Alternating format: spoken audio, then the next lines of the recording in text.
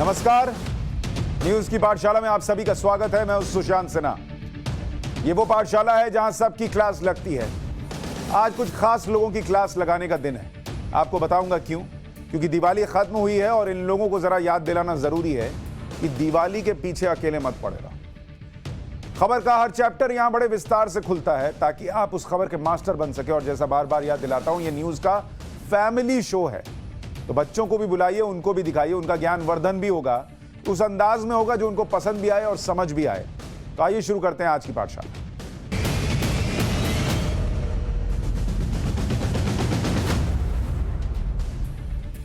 सबसे पहले रोज की तरह आपको बताऊं कि आज कौन कौन सी क्लास लगेगी।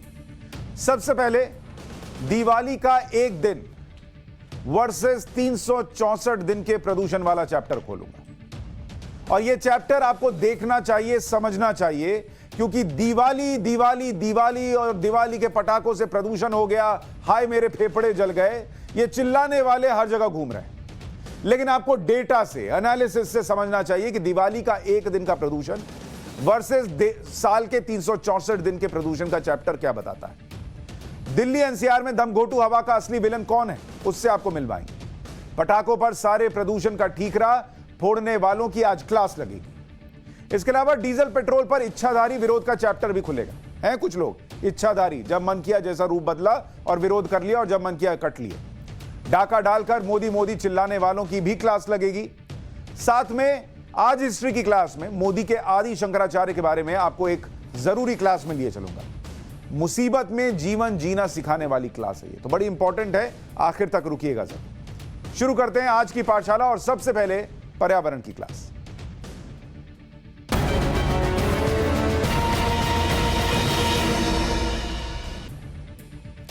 पर्यावरण की क्लास में आज हम प्रदूषण का चैप्टर खोलने जा रहे हैं। और वो चैप्टर इसलिए क्योंकि दिवाली तो गुजर गई, दिल्ली एनसीआर में प्रदूषण बढ़ गया और उसके लिए दिवाली के पटाखों को कोसने का सिलसिला शुरू हो गया कि अगर दिवाली ना आई होती तो आज तो दिल्ली एनसीआर में सब स्विट्जरलैंड जैसा सांस ले रहे होते, मजाक कर रहे होते, स्विट्जरलैंड जैसा फील हो रहा होता अगर दिवाली ना आई होती।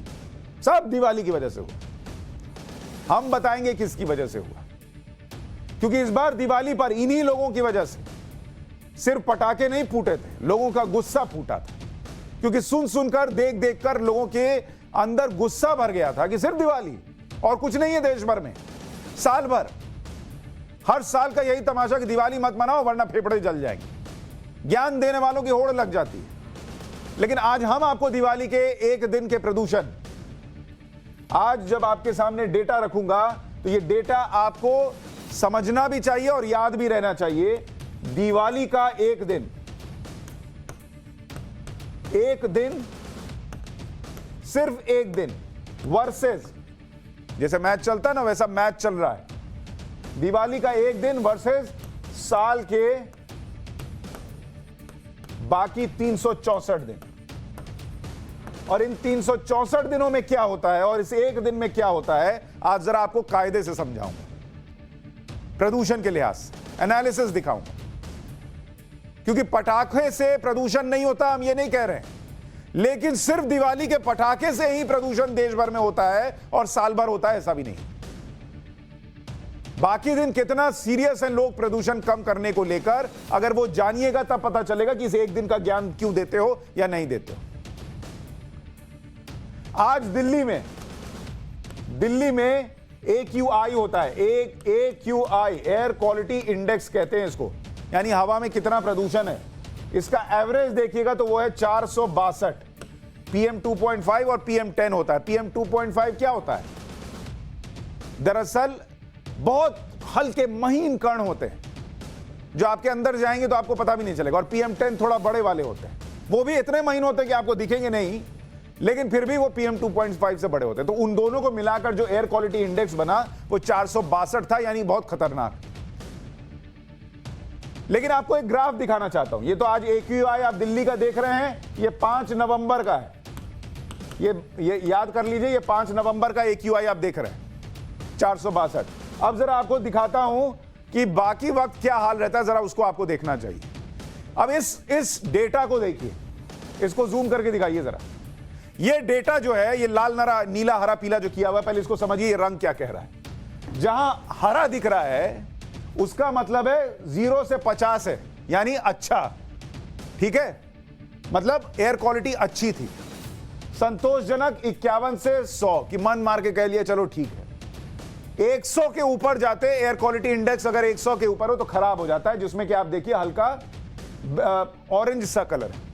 हानिकारक लाल 151 से 200, यानी ये हानिकारक है, आपके फेफड़े के लिए खतरनाक है।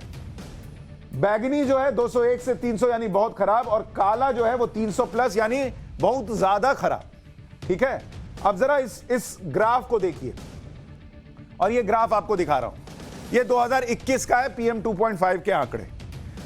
जनवरी 2021, एक ऑरेंज क्या है, खराब है, हानिकारक, 3 हानिकारक है, और उसके बाद सारा बहुत खराब वाला है। जनवरी में कोई दिवाली थी, आपने मनाई थी जनवरी में? कोई चुपके से दिवाली मनाई थी? नहीं मनाई थी। पूरे जनवरी एयर क्वालिटी इंडेक्स खराब में था। फरवरी में देख लीजिए वही हाल है, प्रदूषण भयंकर खराब। फरवरी में आपने कोई चुपके से दिवाली मनाई थी? नहीं मनाई थी। मार्च में कोई दिवाली आप जानते हो आती हो?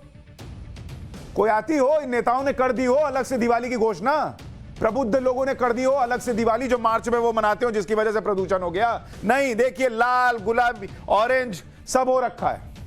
और उसके बाद अप्रैल से लेकर सितंबर तक देखिएगा तो ये जो हरा है, जो कि अच्छा कहिएगा, सितंबर में जाके 13 दिन है, जब वो गुलाबी सी ठंड होती है, हल्की हल्की हवा चलती है, बारिश भी हो रही है। अगस्त में 4 दिन है, मई में 3 दिन है, बाकी सब दिन खराब के लेवल पर ही है। कोई बहुत अच्छी हवा में आप सांस नहीं ले रहे। अक्टूबर में कोई दिवाली थी क्या? अक्टूबर में देखिए जो डेटा मौजूद है, बहुत दिन का तो डेटा ही मौजूद नहीं है। अक्टूबर में वही हाल है, खराब है, हवा का स्तर खराब है। नवंबर में देखिए 5 दिन हुए हैं, 3 दिन डेंजर जोन में था। नवंबर में तो 4 तारीख को दिवाली थी, 3 दिन कैसे खराब था?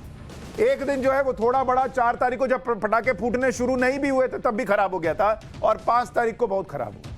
अब मुझे ये चार्ट देखकर बताइए, ये पूरा चार्ट देखकर, कि साल भर में जो ये तमाशा चल रहा है, ये जो हमारे फेफड़े जो हैं वो साल भर जल रहे हैं, उसमें सिर्फ ये जो एक लिखा है इसी की वजह से हो रहा है क्या? सारा प्रदूषण ये साल भर का क्या दिवाली के पटाखों की वजह से?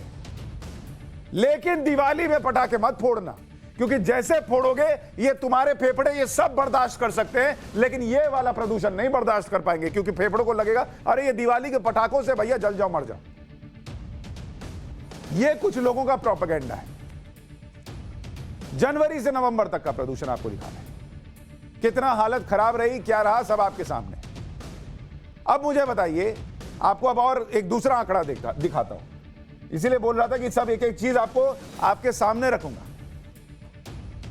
अब आपको नवंबर का दिखाता हूं। दिल्ली में प्रदूषण,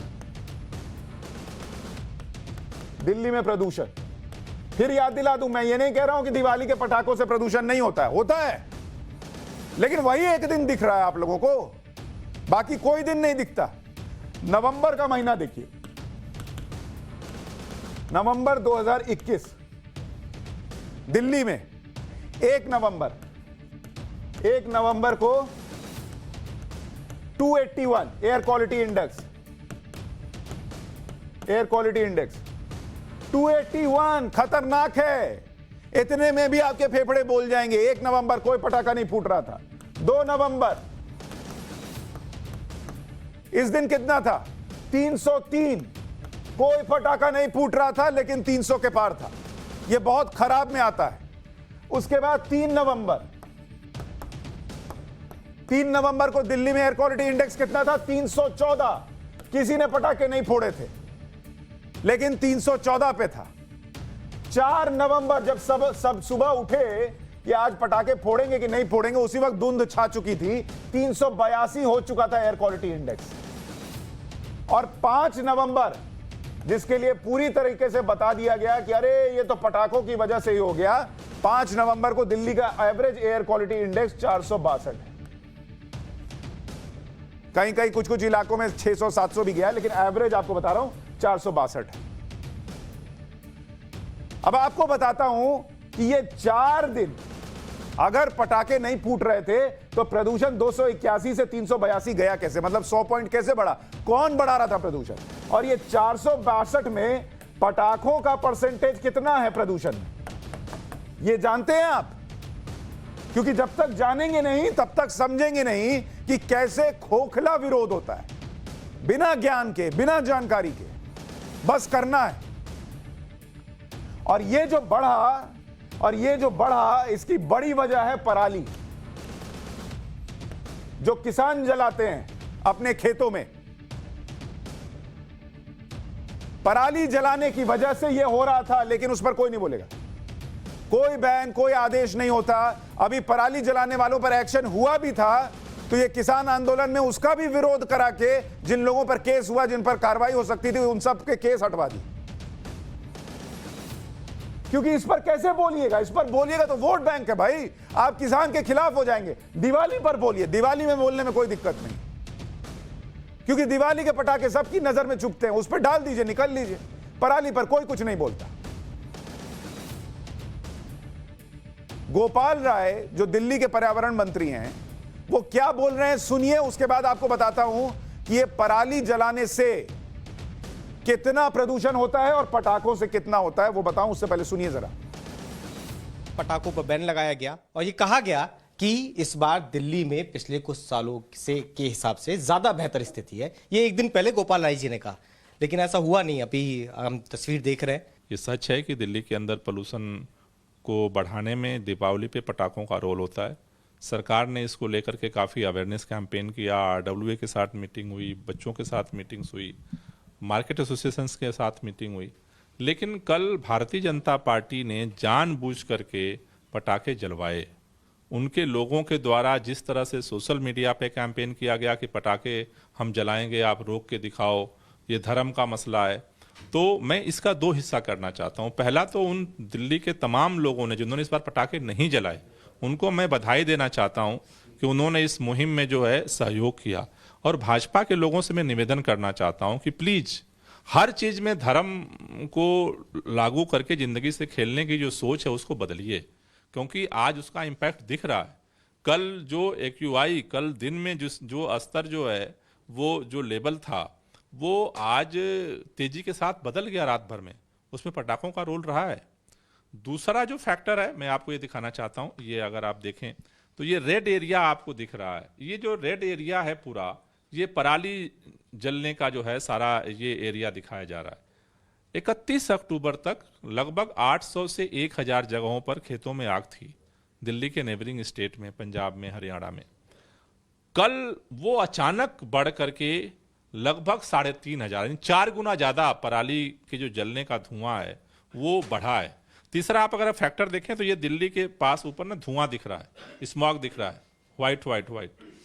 ये कल से जो हवा का रुख था, कल तक जो पूरब से हवा आ रही थी, कल से जो हवा का रुख उत्तरी हुआ है। तो अब ये हवा जो है, वहां एक तो 4 गुना ज्यादा पराली जली है और हवा का रुख भी अब उधर से आ रहा है, पंजाब की तरफ से इधर हवा आ रही है। तो वहां से भी जो ये स्मॉग दिख रहा है दिल्ली के अंदर, इसमें जो दिल्ली के अंदर का प्रदूषण था, उसमें इन दो फैक्टर ने इसको मल्टीप्लाई कर दिया। गोपाल राय जी ने खुद ही बता दिया कि पराली जलाने की घटनाएं कैसे 3500 हो गई बढ़कर, कैसे हवा चली तो प्रदूषण आ गया, लेकिन साथ में पटाखों को नहीं जलाना चाहिए था, यह बोलना नहीं भूले। ये नहीं बोले कि छोटे छोटे बच्चे हैं, संस्कृति का हिस्सा है, पटाखे जलाते हैं, छोटी सी खुशी होती है कोरोना के संकट काल में। हम एक काम करते हैं, हम पंजाब में जाकर बोल देंगे कि वहां पर अगर हमारी सरकार बनी तो पराली नहीं जलाने देंगे, ऐसा बोल सकते हैं। दिल्ली में बड़ा स्मॉग टावर लगाया था, सब सोख लेना चाहिए था। एक स्मॉग टावर लगाकर इतना प्रचार हुआ जैसे लगा दिल्ली में प्रदूषण घुसने के पहले जो है उसको वीजा बनवाना पड़ेगा। स्मॉग टावर कहां, प्रदूषण कहां, सब हवा ही हो गया। एड इतना लंबा लंबा। और अब आपको बताता हूं पराली का रोल क्या है। दिवाली के पटाखों पे सारा दोष मढ़ने वाले सुने। System of air quality and weather forecasting and research के एक अनुमान के मुताबिक इस वक्त दिल्ली के प्रदूषण में पराली का शेयर कितना है? दिल्ली के प्रदूषण में, यह सबसे इंपॉर्टेंट डेटा आपको बता रहा हूं, प्रदूषण में पराली का शेयर, ये देखिए पराली जलने से कितना प्रदूषण दिल्ली में होता है, इसको समझिए। 4 नवंबर, जिस दिन दिवाली के पटाखे शाम में फूटने शुरू हुए, 4 नवंबर को पराली से होने वाला प्रदूषण 25% था। 5 नवंबर जब आप ये दिल्ली में पटाखे फूटने, दिल्ली एनसीआर में पटाखे फूटने के लिए छाती कूट रहे हैं, उसमें पराली का प्रदूषण 35% है, 35%। और अनुमान है कि 6 और 7 नवंबर, ये अनुमान है, अनुमान, ये पराली से होने वाला प्रदूषण बढ़कर 40% हो जाएगा, 40%। 6 और 7 नवंबर को दिल्ली में कोई पटाखा नहीं फूटेगा, कोई दिवाली नहीं मनेगी, लेकिन आपके फेफड़े जलेंगे क्योंकि वो पराली जलेगी, लेकिन आपको उसमें कोई बोलने वाला नहीं होगा। और ये 35% अगर 5 तारीख को पराली से प्रदूषण है, तो मान के चलिए कि पटाखों से होने वाला प्रदूषण भी 30-35% से ज्यादा नहीं होगा, क्योंकि बाकी का परसेंटेज कहां से आएगा, और वो भी 30-35% ज्यादा बोल रहा हूं, अभी आपको समझाऊंगा दिल्ली में बाकी प्रदूषण कहां से आता है। पर 30-35% प्रदूषण के लिए एक दिन साल में दिवाली आती है, पटाखे मत फोड़िए, मत मनाइए दिवाली। और ये पहली बार नहीं है पराली का धुआं। आपको दिखाता हूं, 5 नवंबर पिछले साल 2020 में इसी के आसपास दिवाली पड़ी थी, तब पराली से कितना धुआं, कितना प्रदूषण हो रहा था, 42%। उस बार भी दिवाली के सिर पर फोड़कर चले गए। मतलब पराली और दिवाली जो है बहुत छोटा बच्चा हो सकता है, जिसकी मतलब बस का नहीं है कि वो पूरे घर में आग लगा दे, लेकिन आग पराली लगाए और बाद में माचिस की डिबिया जो है वो ये लोग पकड़ा के चले जाते हैं पटाखों को और दिवाली के ऊपर। हाथ में देखा, अरे माचिस इसके पास, इसी ने घर जलाया होगा। 1 नवंबर 2019 दिवाली के पास आसपास 44% प्रदूषण जो है वो किससे हो रहा था, ये दोनों जो है वो पराली से हो रहे थे। लेकिन पराली पे कोई बात नहीं करेगा, क्योंकि अरे आप किसान विरोधी हो जाएंगे, आपको वोट मिलेगा। ऐसा नहीं हो सकता। दिवाली विरोधी चल सकता है इस देश में, किसान विरोधी नहीं चल सकता। दिल्ली में 40% प्रदूषण पराली से होता है। आईआईटी दिल्ली की एक रिपोर्ट वो ये बताती है कि दिल्ली में जो बाकी का प्रदूषण है, 80, दिल्ली का प्रदूषण वो कहां से आ रहा है, ये आईआईटी की रिपोर्ट है, किसी अरे गहरे की रिपोर्ट नहीं है। 85% जो है वो गाड़ियों से। गाड़ियां तो आप बंद नहीं कर सकते, पटाखे बंद करवा दो, गाड़ी और फैक्ट्री इनको बंद करा दो बस किसी तरीके से। इनसे जो धुआं निकलता है इससे होता है।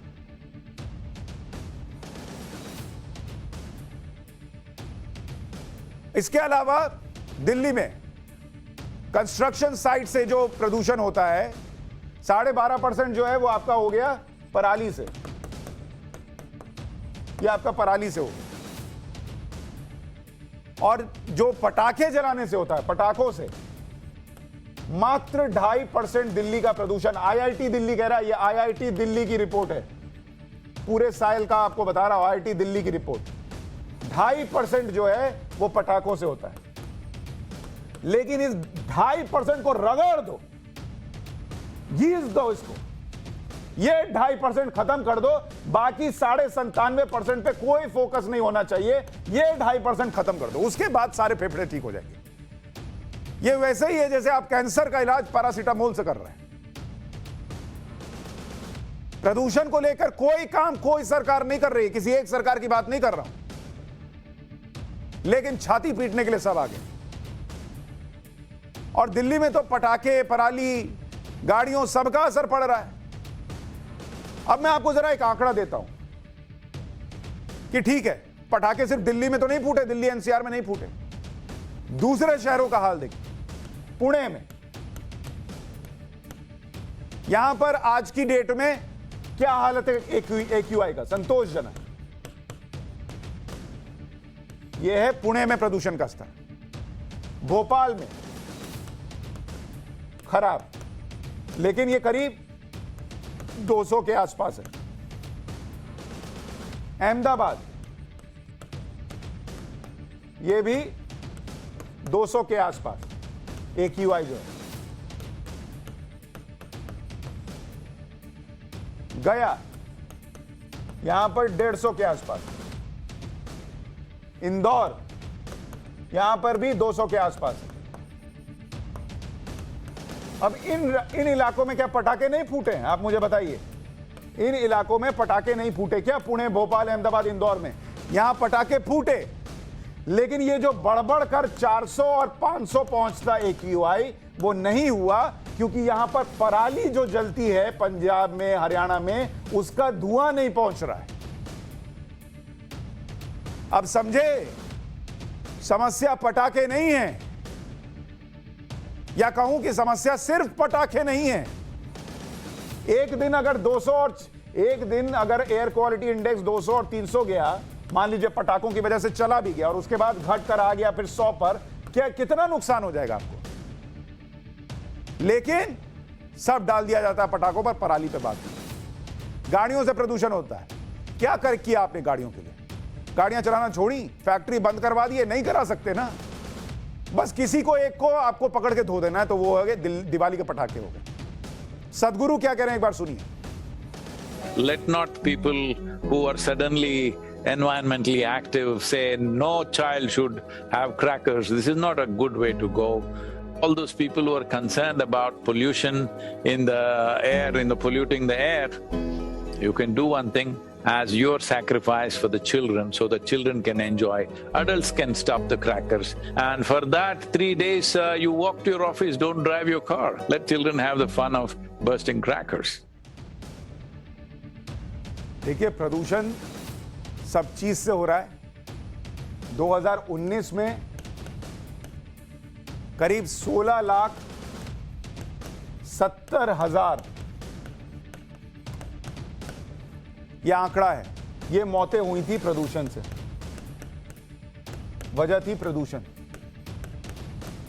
यानी कुल मौत जो 2019 में हुई, कुल मौत का 18% जो है वो प्रदूषण की वजह से हुआ। 18%। और देश की जीडीपी को नुकसान, टोटल जीडीपी का नुकसान जो है वो 1.4%, यानी करीब 2.5 लाख करोड़ रुपए। इसलिए इस बात को समझिए कि एक दिन में दिवाली के पटाखे ठीक है नहीं फोड़ेंगे, कोई पटाखा दिवाली आएगी और पटाखे जो हैं वो नहीं फोड़ेंगे, नहीं फोड़ा, चलिए अब नहीं फोड़ा, इसको कैंसिल कर दिया। अब बताइए बाकी 364 दिन क्या कीजिएगा? किस पे ठीकरा फोड़िएगा? कोई बात कीजिएगा नहीं कीजिएगा?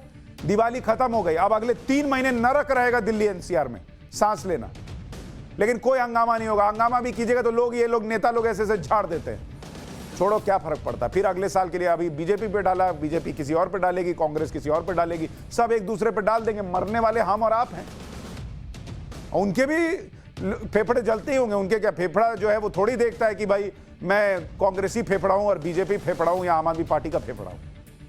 प्रदूषण तो सब में घुसता है, लेकिन एक फैशन भी बन गया है कि दिवाली आए तो दिवाली के पटाखे मत जलाओ। बड़े बड़े क्या कोहली और सब आके समझाने लगते हैं, होली आए तो पानी बचाने की मुहिम चलाओ, नवरात्र आए तो महिलाओं की सुरक्षा के आंकड़े दिखाओ। मतलब एक फैशन हो गया है। बचिए इन चीजों से, थोड़ी गहराई में जाइए, समझिए। इसीलिए कहा ना कि आपको समझाऊंगा। ऊपर ऊपर इसको हमारे यहां बिहार में फफ्फड़ दलाली कहते हैं, मतलब ऊपर ऊपर, ज्ञान नहीं है, लेकिन ऊपर ऊपर अपना बोल दिया और काम निकाल लिया। अरे पटाखे फोड़े थे इसी वजह से हो गया, देखिए किसकी वजह से होता है। अब आपको लिए चलता हूं पॉलिटिकल साइंस की क्लास।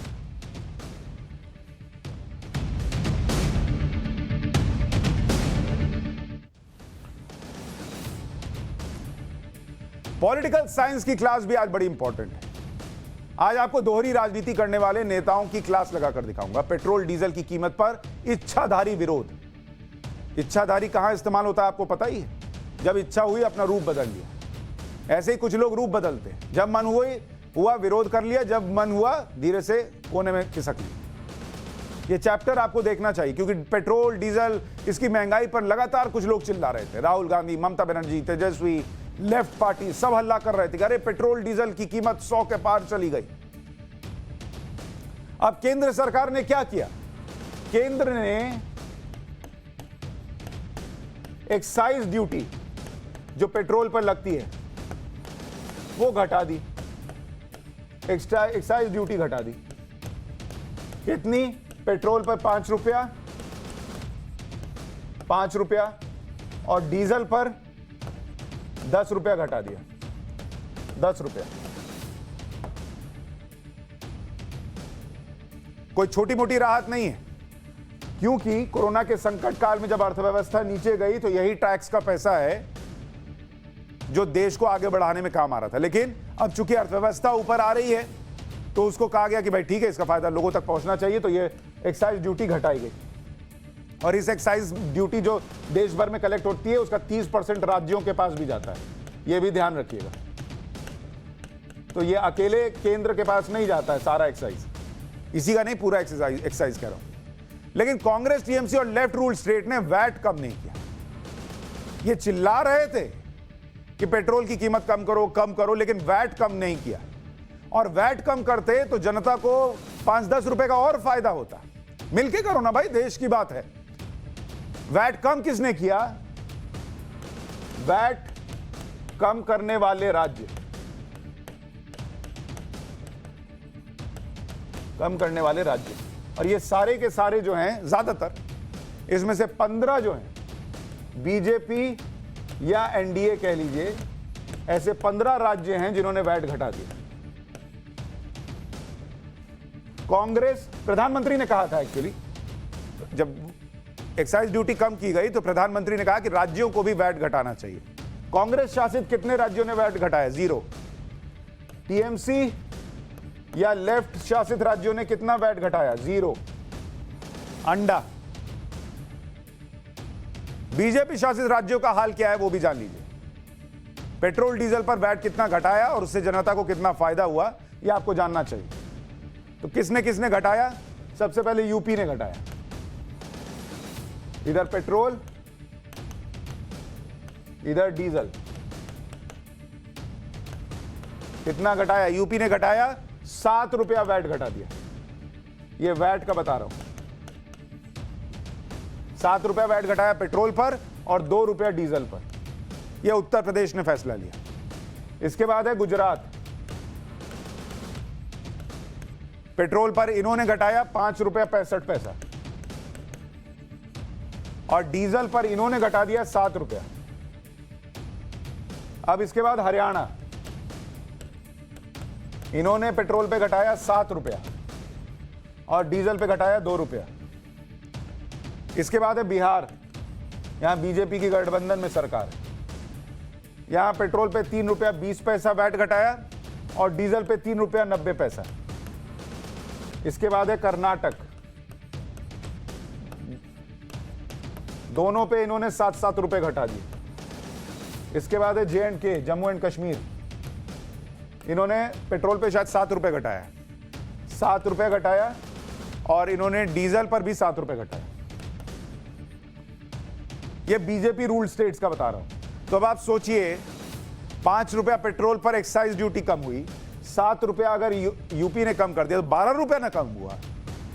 ये बाकी राज्य भी तो कर सकते थे, नहीं। जहां बीजेपी और एनडीए की सरकारें नहीं है वहां कितना वैट कम हुआ वो भी आपको जान लेना चाहिए। केरल में, ये वैट का बता रहा हूं, वैट घटाया, ये क्वेश्चन मार्क। केरल ने कितना घटाया? 0%। पंजाब, केरल में लेफ्ट की सरकार है, पंजाब में कांग्रेस की सरकार है, 0% घटाया। बंगाल, ममता दीदी, 0% घटाया। महाराष्ट्र में महाअघाड़ी की सरकार है, कांग्रेस भी है, एनसीपी भी है, शिवसेना भी है, 0%।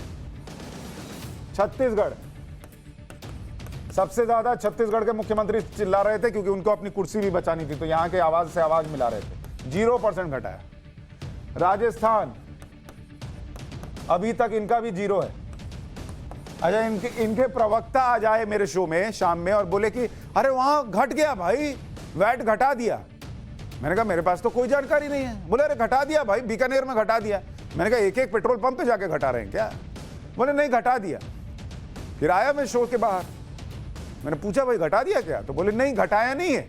अब मान लीजिए 100 रुपया था पेट्रोल और एक्साइज ड्यूटी घटने के बाद 95 रुपया हो गया, तो ऑटोमेटिकली उस पर 95 रुपए पे आपका वैट लगेगा, तो वैट ऑटोमेटिकली जो कम हुआ क्योंकि पेट्रोल की कीमत कम हुई उसको अपने खाते में ले लिया गया, हमने घटा दिया। गजब है भाई। राजस्थान 0% हो गया, उसके बाद झारखंड, हेमंत सोरेन की सरकार है, कांग्रेस सहयोग कर रही है, 0%। ये सब 0% वाले हैं। दिल्ली अरविंद केजरीवाल की सरकार है, सब मुफ्त में देते हैं लेकिन मुफ्त में वैट नहीं घटाते। तमिलनाडु 0%। तेलंगाना, ये तो और खुन्नस में होंगे, वहां बीजेपी को सीट आ गई है, 0%।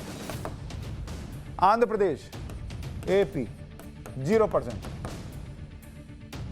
मतलब जहां एनडीए नहीं है उन लोगों को यह भी लगा कि अगर घटा दिए, अभी तो होगा कि मोदी जी ने घटाया तो हमने भी घटा दिया, हो सकता है कुछ दिन में घटा दे, लेकिन अभी एक ने भी नहीं घटाया क्योंकि नरेंद्र मोदी ने अपील कर दी, अभी घटाएंगे तो होगा मोदी जी के कहने पे घटा दिया, तो अभी तो नहीं घटाएंगे। आपको तकलीफ हो, दिवाली का गिफ्ट मिले ना मिले, अभी नहीं घटाएंगे, अभी सब 0 वाला खेल रहे हैं, 0 0 0 0। अच्छा, केरल का तो केस ही अलग है। केरल में लेफ्ट की सरकार है और आप सुनते होंगे हर चीज में केरल मॉडल होने लगता है। केरल के वित्त मंत्री के.एन. बालगोपाल ने इस पर क्या कहा वो भी जानना चाहिए। उन्होंने कहा कि केंद्र सरकार ने एक्साइज ड्यूटी मामूली कम की है, मामूली 5 रुपया 10 रुपया मामूली है, हम इसे कम नहीं करने जा रहे क्योंकि केरल पहले ही भारी आर्थिक तंगी से गुजर रहा है, केरल कठिन समय से गुजर रहा है, इसलिए हम करने में असमर्थ हैं। अब यही बात कितनी कमाल की बात है, देखिए जो मैं आपको इच्छाधारी बता रहा था। केरल जैसा राज्य जो है वो वैट नहीं घटा सकता 5% 10% क्योंकि वो नुकसान में चला जाएगा, बहुत दिक्कत में हो लोग। और देश की अर्थव्यवस्था जब नीचे गई थी कोरोना काल में, दुनिया की नीचे गई थी, माइनस में चली गई थी, जीएसटी कलेक्शन घट गया था, जीएसटी कलेक्शन नीचे आ चुका था, पैसा आ रहा था कहीं से नहीं आ रहा था, देश में लॉकडाउन लगा के आपकी हमारी जिंदगी बचाई जा रही थी, तब भी गरीबों को 80 करोड़ लोगों को मुफ्त राशन दिया जा रहा था, वैक्सीन जो है वो सरकार अपने खर्चे पे दे रही है, इंफ्रास्ट्रक्चर के लिए योजनाएं जो है वो लगा रही है ताकि इंफ्रास्ट्रक्चर की योजनाओं में पैसा लगेगा तो देश की अर्थव्यवस्था का पहिया घूमेगा, आपको नौकरी मिलेगी।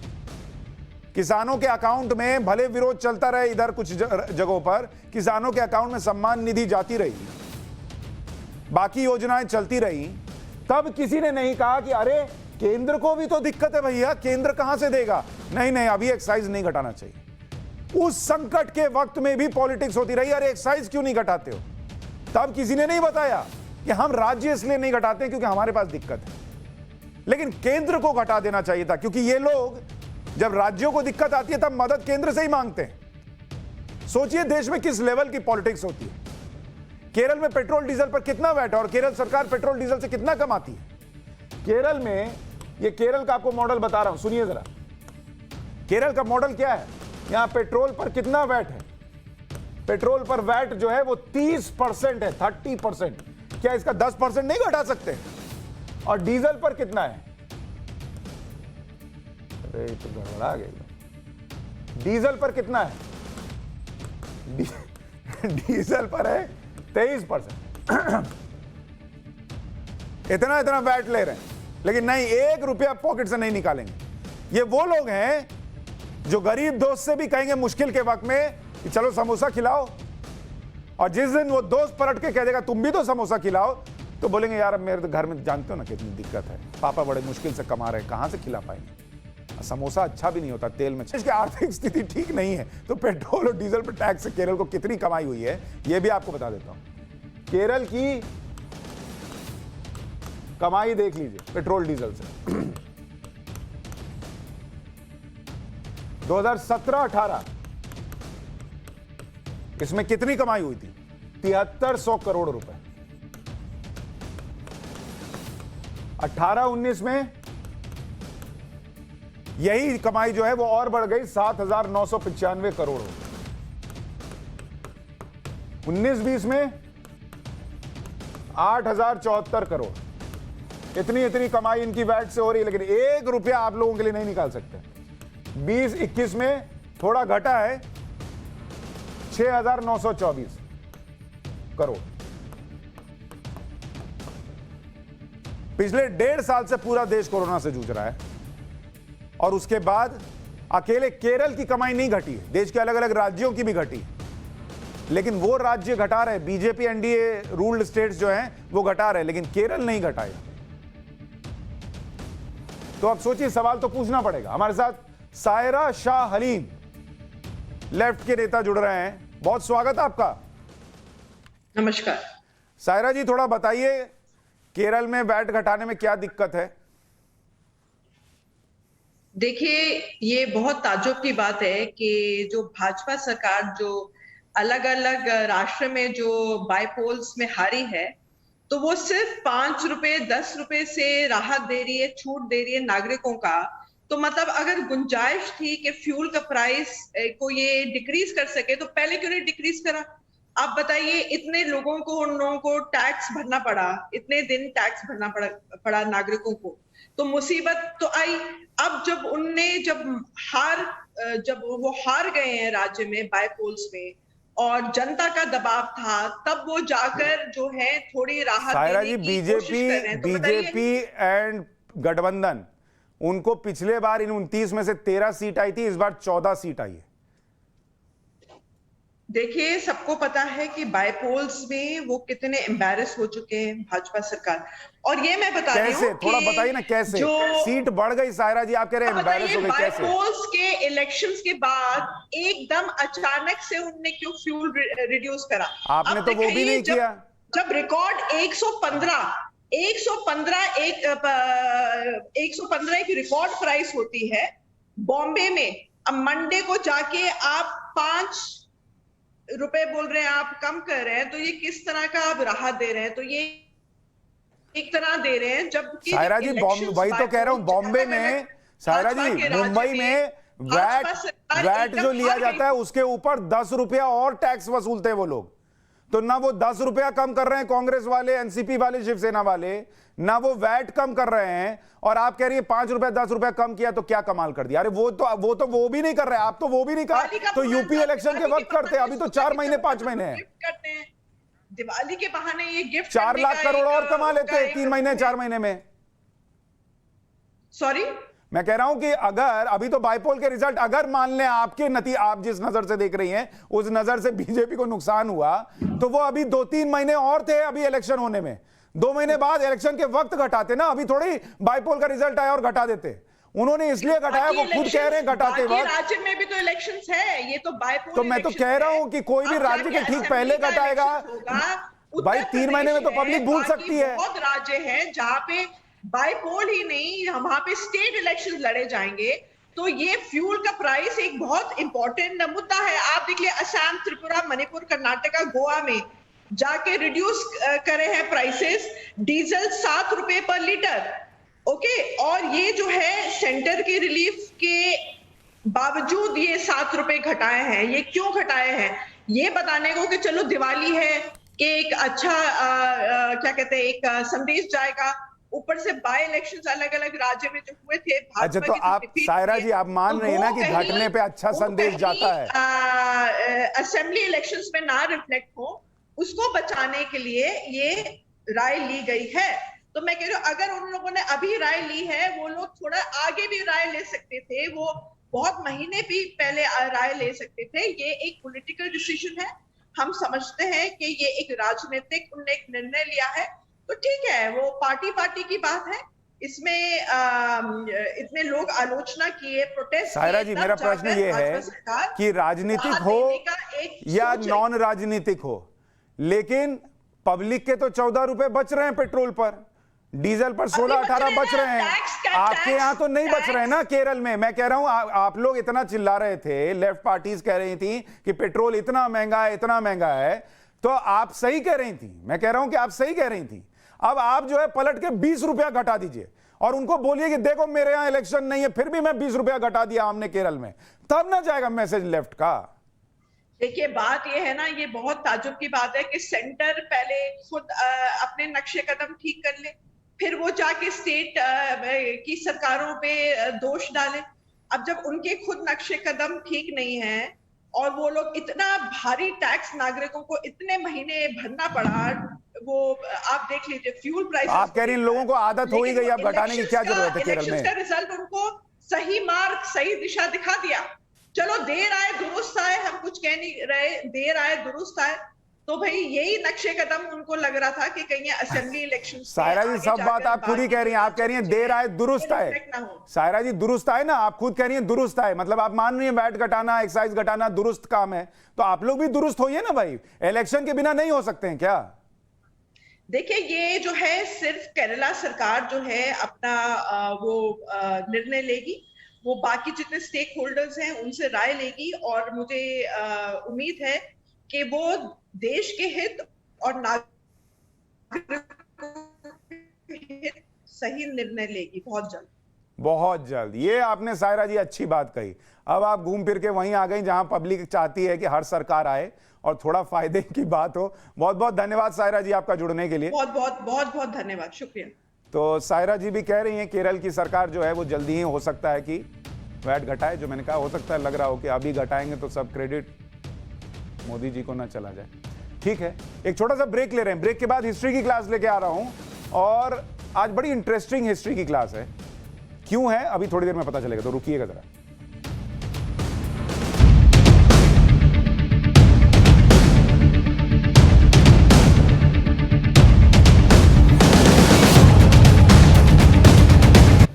और अब पाठशाला में हिस्ट्री की क्लास।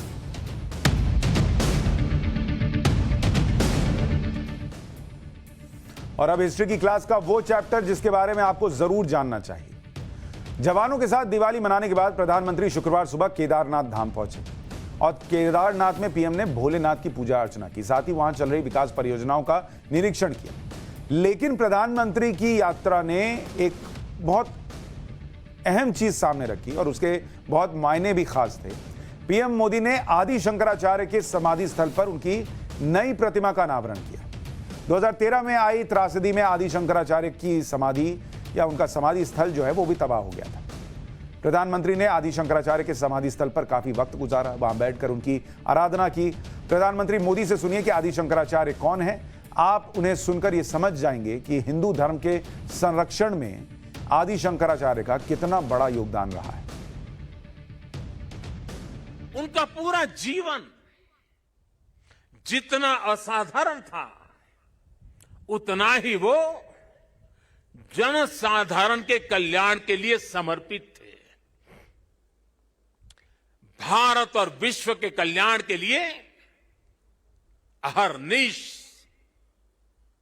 अपनी चेतना को समर्पित करते रहते थे।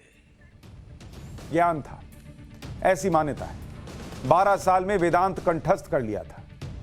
8 उपनिषद लिखे, सनातन धर्म में अद्वैत दर्शन को घर घर पहुंचाया, और सबसे बड़ी बात, उन्होंने महिलाओं को सबसे बड़ा सम्मान दिलाया। मां को धर्म के हर नियम से ऊपर रखा, मतलब अगर मां कह दे तो उसे किसी कीमत पर नहीं टालना है, यह सिखाया। सनातन धर्म के अंदर धर्म सुधार आंदोलन चलाया। सिर्फ 32 साल की उम्र में शरीर त्याग दिया। केदारनाथ में शरीर त्यागा, इसलिए वहां समाधि बनी, और उसी समाधि के नीचे आज मोदी मंत्रमुग्ध होकर पूजा कर रहे थे। अपने धर्म के बारे में, संस्कृति के बारे में ये सब भी जरूर आपको जानना चाहिए। आदि शंकराचार्य का जन्म केरल के काल्पी नाम के गांव में हुआ था। बताया जाता है कि शंकराचार्य के माता पिता की लंबी कामना के बाद उनका जन्म हुआ। बचपन में उनका नाम शंकर रखा गया था। छोटी उम्र में वो प्रकांड पंडित हो गए थे और 8 साल की उम्र में उन्होंने संन्यास ग्रहण किया था। घर से निकलने के बाद उनका पहला पड़ाव ओमकारेश्वर में था। इसके बाद वो भ्रमण करते हुए काशी पहुंचे। काशी के बाद बद्रीनाथ का कठिन सफर किया। बद्रीनाथ से वो देश के अलग अलग कोनों में गए। आदि गुरु शंकराचार्य 16 वर्ष की उम्र में 100 से ज्यादा ग्रंथों की रचना कर चुके थे। आदि गुरु ने देश के 4 अलग अलग हिस्सों में 4 मठों की स्थापना की। रामेश्वरम में श्रृंगेरी मठ, जगन्नाथपुरी में गोवर्धन मठ, द्वारका में शारदा मठ और बद्रीनाथ में ज्योतिर्मठ की स्थापना की। आदि गुरु शंकराचार्य ने सनातन धर्म के प्रचार में अहम भूमिका निभाई। 32 साल की उम्र में उन्होंने केदारनाथ में देह त्यागा। केदारनाथ में ही उनका समाधि स्थल बना। अब आपको आदि शंकराचार्य की उस प्रतिमा के बारे में बताता हूं जिसका अनावरण पीएम मोदी ने किया। शंकराचार्य की प्रतिमा के निर्माण के लिए अलग अलग मूर्तिकारों ने 18 मॉडल तैयार किए थे। प्रधानमंत्री की सहमति के बाद इस प्रतिमा का निर्माण शुरू किया गया, जिसे अभी आप स्क्रीन पर देख रहे हैं। मैसूर के मूर्तिकार अरुण योगीराज ने इस मूर्ति को बनाया। सितंबर 2020 में मूर्ति बनाने का काम शुरू हुआ और लगभग 1 साल लगा इस मूर्ति को तैयार होने में। इसी साल सितंबर में मूर्ति को मैसूर से चिनूक हेलीकॉप्टर के जरिए उत्तराखंड पहुंचाया गया। शंकराचार्य की प्रतिमा की ऊंचाई लगभग 12 फीट है और वजन 35 टन। प्रतिमा निर्माण के दौरान शिला पर नारियल पानी का खूब इस्तेमाल किया गया, जिससे प्रतिमा की जो सतह है वो चमकदार हो और आदि शंकराचार्य की तेज मूर्ति में दिखाई दे। आदि शंकराचार्य का सनातन धर्म पर कितना गहरा प्रभाव, उनके विचार क्या थे, इसके बारे में भी आपको जानना चाहिए। शंकराचार्य जी का मानना था कि मनुष्य को अपना मन हमेशा साफ रखना चाहिए। साफ और पवित्र मन तीर्थ के समान होता है, फिर मनुष्य को कहीं बाहर तीर्थ पर जाने की कोई जरूरत नहीं होती। आत्मा ही ज्ञान का स्वरूप होता है। आनंद उन्हें मिलता है जो आनंद की तलाश नहीं कर रहे होते। अगर आप सच से परिचित हैं तो धर्म ग्रंथ पढ़ने की कोई जरूरत नहीं, सत्य की राह पर चलिए। संसार मोह माया का जाल है और मोह से भरा हुआ इंसान एक सपने की तरह होता है। यह तब तक सच लगता है जब तक आप अज्ञान की नींद में सो रहे होते हैं। जब नींद खुलती है कोई इसके लिए जगह रह नहीं जाती। तो नींद से जागिए। जीवन में भी आसपास क्या हो रहा है उसको समझिए, देखिए, विस्तार से समझिए, और न समझ में आए तो फिर पाठशाला में आइए, क्लास तो हम लगाएंगे। नमस्कार।